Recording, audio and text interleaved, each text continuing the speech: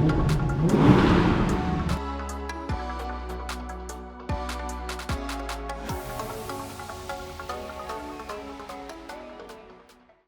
we are here with Brandon, who is the general manager at Fletcher Jones Audi, and he has a R8 RWS, which I just finished up driving, so thank you very much. My pleasure. And we're going to talk about what it's like to own one of these, because you've had it for how long now? Just a little bit over 2 years. Just over 2 years. I've put just over 10,700 miles on the dot. Good, okay. It has been driven. The first question is, what do you love about it? This.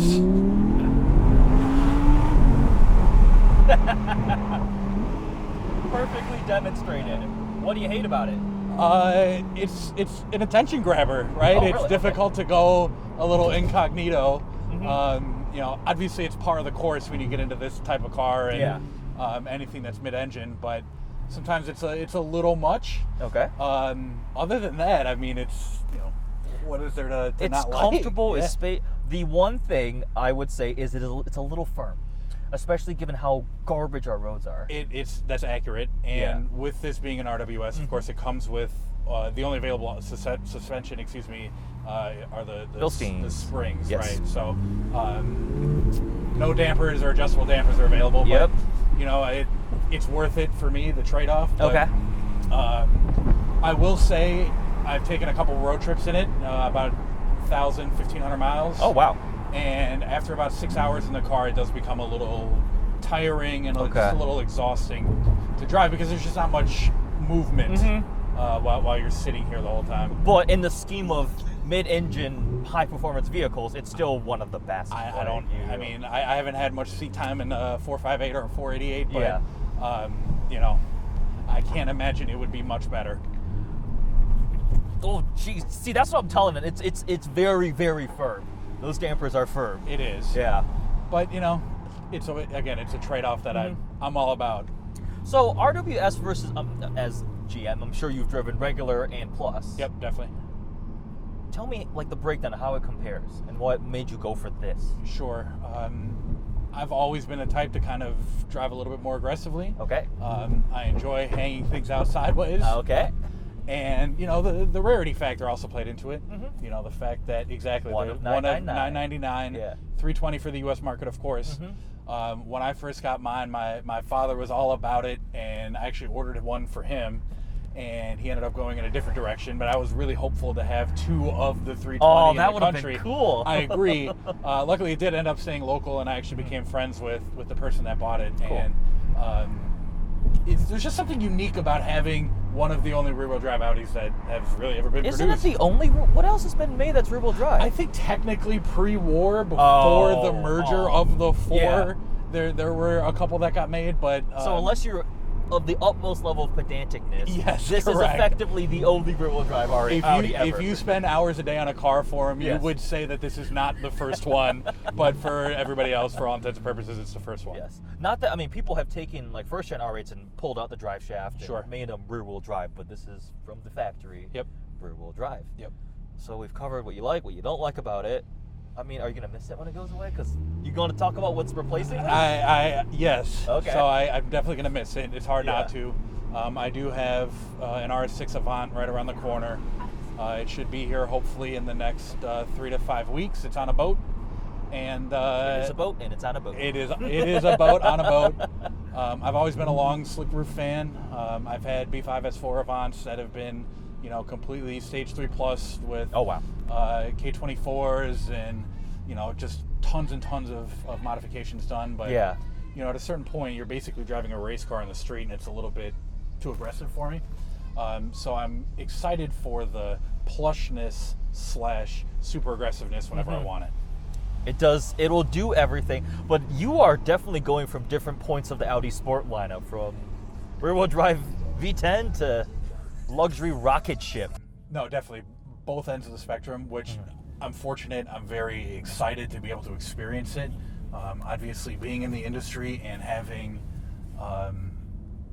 kind of spanned the gambit, I'm happy to be able to do it. I drink the Kool-Aid. What can I say? Oh yeah, You know, I you love it. support the dealership that you manage and run. I do, yeah. And I support I believe in the company. I believe what their ideas are. You know, we all know the big German 3. You got Mercedes on one end, which is pure luxury, always luxury. S-Class is the pinnacle. You've got BMW. Their tagline has been the ultimate driving machine for 30 years now. And Audi kind of skates right down the center of that, which I appreciate. I definitely can align with that, given the fact that I just came from a bunch of Audis too. Yeah. Rear wheel drive. Did you think about the Plus seriously, or was it just this? Of course. I mean, it's hard not to. Yeah. But also the cost spread, I didn't find the value in it. So what did this one sticker for? This one was pretty much a fully loaded RWS, just under 155. It was like 154, 550 or something like that. So it's almost 50 grand cheaper than a Plus. Yep.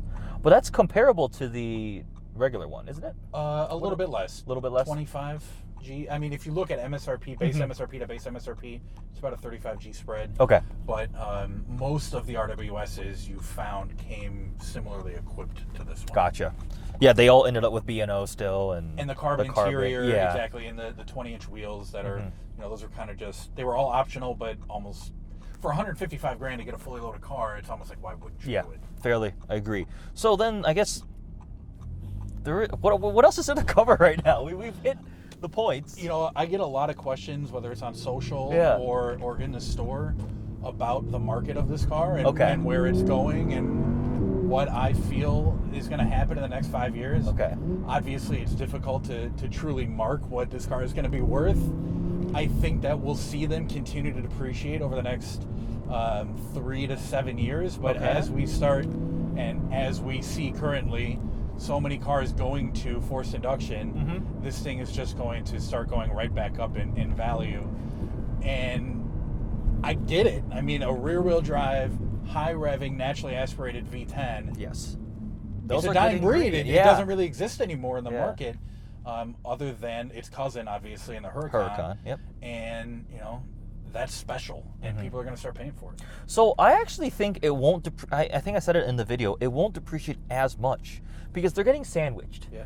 A first-gen R-tronic V10, they're like 80 to 95-ish. Yeah. All right. A first-gen refresh with the S-tronic V10, those are like 100 to 115 for a good one, right? Yep. This, I mean, market value, fairly, I'd say 120 to 130 is a reasonable thing to say. Where are they going to go? You can't make a 4-year newer V10 R8 cheaper than those, unless you're telling me R-tronic V10 is going to be 60 grand all day and everything's dropped 20. I don't know, dude. Specifically with the R-tronic, maybe. Yes. Obviously, as we see in the market, anything with a gated is worth 30, I should have kept more. mine. I should have kept mine. I should have gotten one 3 years ago. We all woulda, shoulda, coulda. But I think that the S-tronics are going to start leveling out. Okay. Because it is a fantastic transmission. Yes, I mean, it's even great. driving, I drive it pretty much every day in the summer, and whether I'm in traffic or beating it up on Lakeshore Drive or on the Stevenson or wherever I'm going, it's so smooth. It's quiet. When we take our road trips, we'll throw it in drive, put it in the comfort mode so the exhaust is a little quieter, and I do 90 miles an hour and I get 22, 23 miles to the gallon. Wow, that's brilliant. For what it is, it's fantastic. Yeah. I was for thrilled 500 with horsepower that. car, that's amazing. Absolutely. Now, on the other side of that coin, when I'm really abusing it, 8, 9, 10 is definitely not out of the question. But wait, you can get 22 out of this? I was shocked. I couldn't believe it. Because my gated first-gen V10, cruising at 80 on the freeway, like trying to get max fuel economy, I couldn't get past like 15. Yep. I was again shocked. And half the drive, we went up to Minnesota. We had our windows down. So it wasn't even aerodynamically perfect. Exactly. And we literally, it was kind of a late night drive, so we were doing 85 to 90 the whole way. Yeah. And I was floored. It was fantastic. Wow. I did discover that my cruise control wouldn't work over 100 miles an hour. I've noticed that too on a couple other cars. I was like, well, cruise control, oh well. At a certain point, it's you're going fast enough. Yeah, I know, yeah. It's totally unnecessary, but were there any modifications or changes you would have wanted to do to this car? Yeah, I mean, if it were an unlimited budget, I would probably have thrown a couple of snails on it. Oh, okay. A good friend of mine, a few good friends of mine have gone through B-Rogue Built, which is a local tuner, of course, that we all are gaining a lot of familiarity with. even just an exhaust from him. I mean, a friend of mine who is pretty well known in the Instagram world, Tango R8. I'm not sure if you've met him. Yep, I've met him. He did a full titanium exhaust, and it was just it was unbelievable. Was his a plus or a non-plus? So he got an RWS, and then he chipped it. And then it brings that, with APR, you can get a chip that brings it up to the same tune. His car is so loud. It's unbelievable. We were out, I was driving an 812, which is a very loud car, and I was going at it, and he flew by, and I'm just like, it hurt. It does. It blows your mind. It hurt. Yeah, that's a well sorted out car. But it still sounds like heavenly. Like, it's not overbearing, or it's obviously loud, but it's not crazy, ridiculously loud. Yeah, that's what I would. For this car, I definitely would do an exhaust. I would probably tune it just to get it to, because mechanically there really isn't a difference between this and honestly a Huracan engine. Right. Yeah. Effectively, you could get it up to that. But other than that, wheels obviously something I'm always interested in doing, as most people are, and otherwise that's really about it. Snails, exhaust, wheels. I'm not a huge body kit person. I kind of would prefer to keep it stock looking, just to factory aero. Yeah, and also just for a sleeper mode. Oh yes, let me be subtle with my V10 R8 with 2 turbos on the back and a full exhaust and everything. Yeah, of course. But no, I just think that I appreciate the design that the engineers put into it, and not that I dislike the aftermarket body kits and whatnot. OEM engineering is very good. It's great, and obviously, with the amount of talent that the Volkswagen Group has, not necessarily just in the Audi building, they know what they're doing there. So then, final verdict: 2 years, 10,000 plus miles on an RWS. Yep. Any regrets? Would you go to it now? They're used. Would you go to a V10 plus, a V10 if you do it all over again? It's a good question. I haven't really personally thought about that much. That's what I'm here to do: make you think about things you didn't think about. No, I think I would stick with it, man. Honestly, do it again. I really enjoy the fact of I have to be on my toes, right? Okay. Quattro's a fantastic system. Oh, hello, Jeep. Quattro's great, yes. It does a really good job, and obviously on the R8, it doesn't give. It's not a normal Quattro system where you can get 60 up front.